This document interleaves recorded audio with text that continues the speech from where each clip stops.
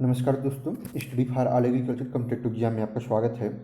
आज इस वीडियो में हम कुछ महत्वपूर्ण एमसीक्यूज हैं जिनको हम देखेंगे। तो सबसे पहला जो क्वेश्चन हमारा, Indian institute of pulse research is located, अर्थात आपका IIPR अर्थात भारतीय दलहन अनुसंधान संस्थान कहाँ है। तो चार ऑप्शन दिए गए हैं, जबलपुर, कानपुर, लखनऊ और हैदराबाद। तो इसको हम कहेंगे कानपुर में है।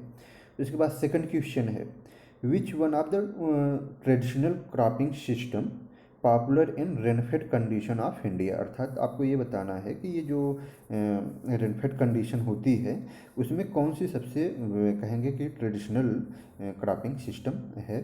तो multiple cropping, relay cropping, mix cropping या नॉन ऑफ दीज। तो इसमें हम कहेंगे कि आपका जो मिक्स क्रॉपिंग है अर्थात रेनफेड एरिया अर्थात वर्षा आश्रित, अर्थात जहाँ पे एक तरीके से कह सकते हैं कि आपका जो है पूरी तरीके से वर्षा पे डिपेंड होती है। तो ये रेनफेड कहेंगे कि तरीके से तो आपका मिक्स क्रॉपिंग ही होगा। और उसके बाद नेक्स्ट क्वेश्चन है, कहेंगे कि ये आपका है इकाइनोक्लोआ और कोलोनम इज द डोमिनेंट वीड, अर्थात ये आपका किसका वीड है बताना है इकाइनोक्लोआ कोलोनम को। तो वीट, पैडी, मेज, बार्ली, ये आपके चार ऑप्शन दिए गए हैं। तो अगर देखा जाए तो इसका ये आपका पैडी का है, बड़ा ही फेमस वीड है, कहेंगे कि खरीफ सीजन में, और बड़ा ही फेमस ये वीड है। उसके बाद नेक्स्ट क्वेश्चन है, mulching is use to regulate, अर्थात एक तरीके से हम मल्चिंग करते हैं जिसको हम हिंदी में बोलेंगे तो पतवार।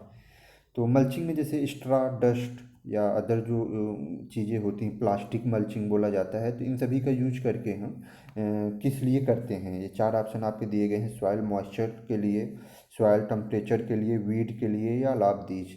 तो अगर आप अरुण कात्यायन पढ़ेंगे तो बड़ा अच्छा उसमें दिया गया है मल्चिंग के बारे में, और उसमें सीधा दिया गया है कि सॉइल मॉइस्चर अर्थात एक तरीके से मल्चिंग जनरली हम नर्सरी प्लांट में करते हैं। तो नर्सरी में अगर हम करते हैं तो उसके लिए एक ये हमारा उद्देश्य होता है कि सॉइल मॉइस्चर को हम एक तरीके से स्टोर करें, कंट्रोल करें, ज़्यादा इवेपोरेशन ना हो।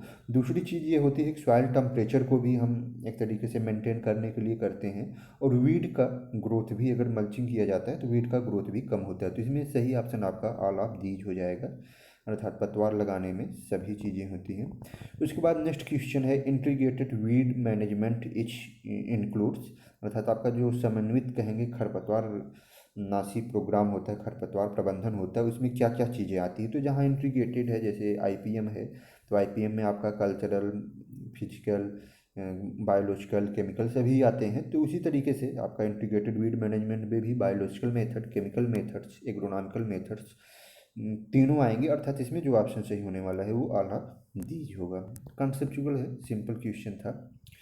उसके बाद कहेंगे कि नेक्स्ट क्वेश्चन है, the legume which grown as oil seeds crop, अर्थात आपको ये बताना है कि इसमें से कौन सी ऐसी क्रॉप्स है जिसको हम लेग्यूम्स और ऑयल सीड्स दोनों के रूप में यूज करते हैं। तो ग्रीन ग्राम हुआ, कहेंगे कि आपका मूंग है, ब्लैक ग्राम उर्द है, ग्राम या ग्राउंड नट।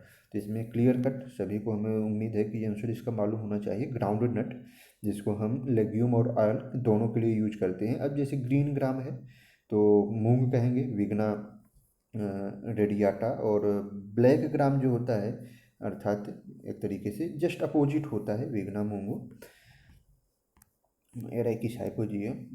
इसके बाद नेक्स्ट क्वेश्चन है, the 3 crops grown in 1 year find the rotation intensity, अर्थात आपका 3 क्रॉप एक साल में लिया जा रहा है तो इसकी क्रॉपिंग रोटेशन इंटेंसिटी क्या होगी, रोटेशन इंटेंसिटी पूछा जा रहा है। तो बड़ा सिंपल है, अर्थात नंबर ऑफ क्रॉप, तो ये 300 हो जाएगा, 150, 200, 300 और 100 दिया गया है ऑप्शन, तो इसमें 300, ये बड़ा सिंपल था। उसके बाद क्रीडा इज सिचुएटेड, अर्थात क्रीडा कहाँ है आपका बताना है, उड़ीसा, शिमला, हैदराबाद या नॉन ऑफ दीज। और एक क्रीडा है और एक क्रीडा है, तो कहेंगे कि दोनों ही एक तरीके से एक क्रीसेट है। तो क्रीडा जो है आपका कहेंगे कि हैदराबाद में है, क्रीडा आपका हैदराबाद हो जाएगा सही आंसर।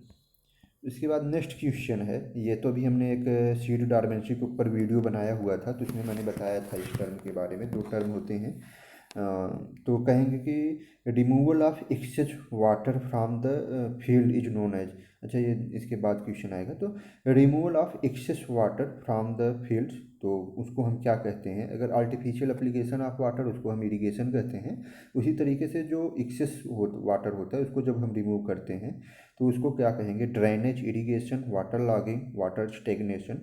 तो मैंने वाटर लॉगिंग तो एक तरीके से जब स्टैंडिंग हो जाती है, तो इसमें जो सही होगा उसको हम जल निकास बोलेंगे, अर्थात खेत से अतिरिक्त पानी निकालने को क्या बोलेंगे? जल निकास बोला जाएगा। उसके बाद नेक्स्ट क्वेश्चन है growing of short duration crop between two season, अर्थात आपका दो सीजन है उसके बीच में हम जब शॉर्ट ड्यूरेशन की क्रॉप सोइंग करते हैं, या कहें एक तरीके से जब हमारा क्रॉप होता है, मेन क्रॉप जब फेल्योर हो जाता है तो हम उसमें एक अदर क्रॉप्स लेते हैं जिससे हमारा नेक्स्ट सीजन का जो क्रॉप है वो भी किसी तरीके से प्रभावित ना हो। तो इसमें आपको चार ऑप्शन बताने हैं: catch crop, cash crop, inter crop या नॉन ऑफ दीज। तो इसमें जो सही आंसर होगा वो आपका कैच क्रॉप है। इसको हम क्या बोलते हैं? Catch crop. बड़ा ही महत्वपूर्ण क्वेश्चन है, growing of short duration crops between two seasons. तो ये आपका कैच क्रॉप हो जाएगा। उसके अलावा बताना है कि in north India under rice wheat cropping system the most deficient micronutrient is, अर्थात जो आपका नॉर्थ इंडिया है अर्थात उत्तर भारत में धान गेहूँ फसल प्रणाली में प्रमुख रूप से पोषक तत्व की कमी पाई जाती है, तो कौन सा पोषक तत्व है? Copper, zinc, molybdenum, iron. तो इसमें जो आपका ऑप्शन सही है, कहेंगे कि एक तरीके से जिंक जो होता है, जिंक की सामान्यतः कमी आपकी मृदा में पाई जाती है, तो ये जिंक हो जाएगा। उसके बाद नेक्स्ट क्वेश्चन है which one of the following is not consider as fertilizer, अर्थात इसमें से किसको हम एक फर्टिलाइजर के रूप में कंसीडर नहीं करते हैं, ये क्वेश्चन आपको बताना है। तो इसमें कहेंगे कि सल्फर, नाइट्रोजन, जिंक या कार्बन। तो इसमें कहेंगे फर्टिलाइजर न्यूट्रिएंट, तो ये कार्बन आपका जो है ये सही हो जाएगा। कार्बन जो है उसको हम फर्टिलाइजर न्यूट्रिएंट के रूप में नहीं देखते हैं।